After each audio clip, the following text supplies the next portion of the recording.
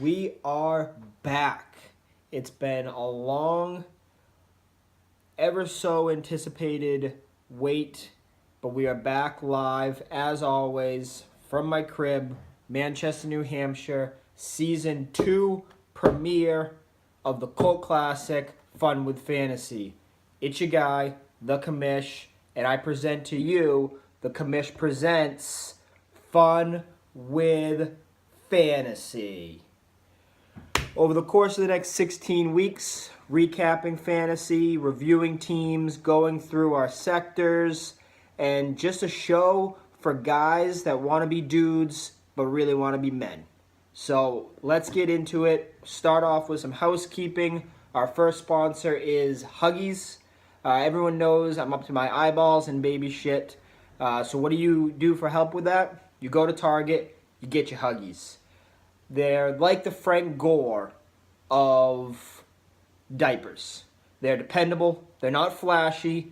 They may not smell the greatest, but they never get hurt. They never let a little poop seep out the side. Pinto will know shortly here. Get your Huggies. Go to your local convenience store. Grab them. Wipes sold separately. So it's been a long time since I've seen my fans. Super pumped about this football season.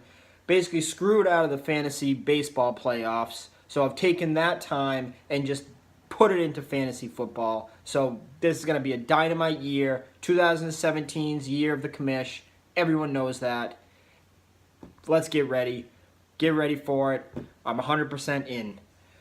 We did our second ever auction draft. Massive success. First ever outdoor auction ever done before in the rain. Mind you, it was wild. Only in New England. That's just what you get from that's just the grit of the North right there. That's just how we roll. So first off, let's get in some team names. First team name, Orange is the new quarterback. Just a classic, original, witty, everything you would expect from your commissioner. If you don't get it, it's because Jeremy Hill wears an orange jersey. Just a balance between wit and just brilliant. The next one is Jason decided to go with one nibble. Have no idea what that means. Maybe like a new diet Allie has him on. Maybe they take like one nibble of a food and that's the diet. I wild name. And then he picks a random picture of a good-looking dude. I know it's 2017, so whatever floats your boat. Good for you. You know, whatevs.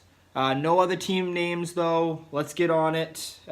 Don't want people calling out the commish for not spending the whole afternoon making up team names for you bums.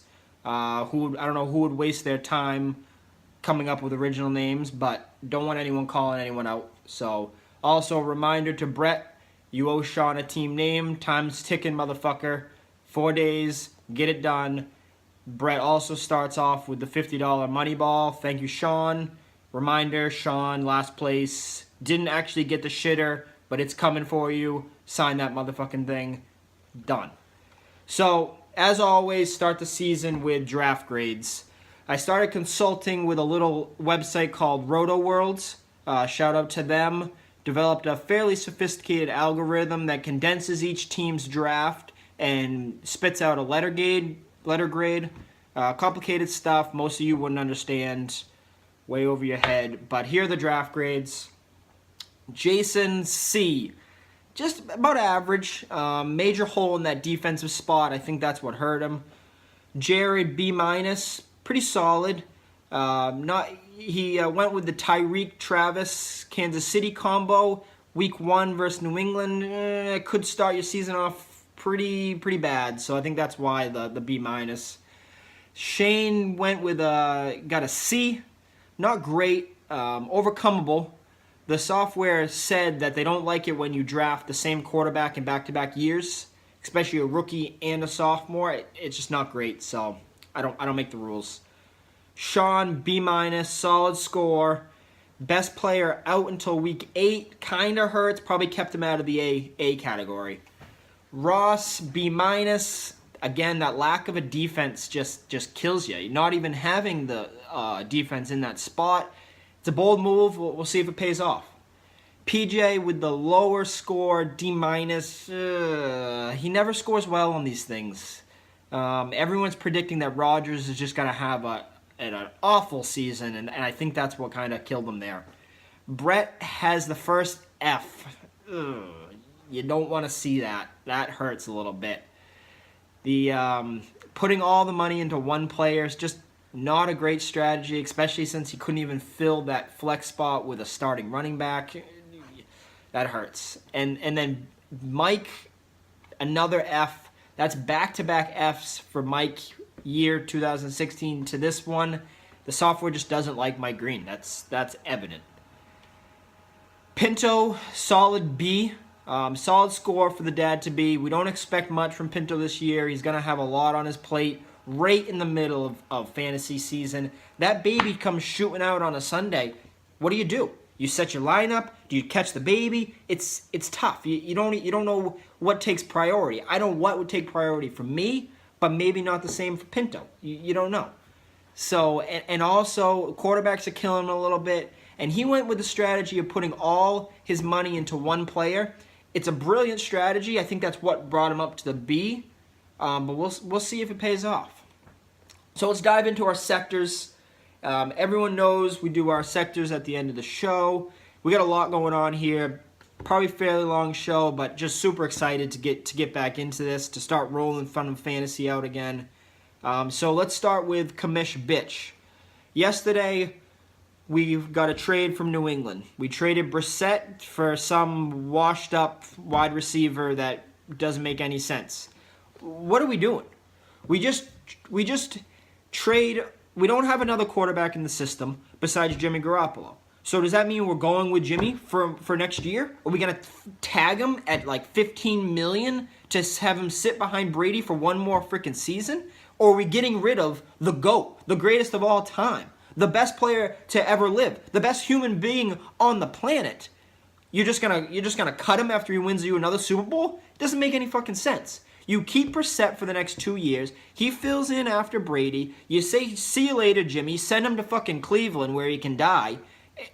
I don't get it. Brady's going to be playing for another 4 years. What's the game plan? Wild. Next is superlatives. First superlative, not one you want to win, but it's good to just be nominated, is team most likely to leave $13 on the auction table and miss out on players like Crowell or maybe an upgrade from Decker to Hilton. And that goes to Shane Pecor. Congrats, Shane. First superlative of the year.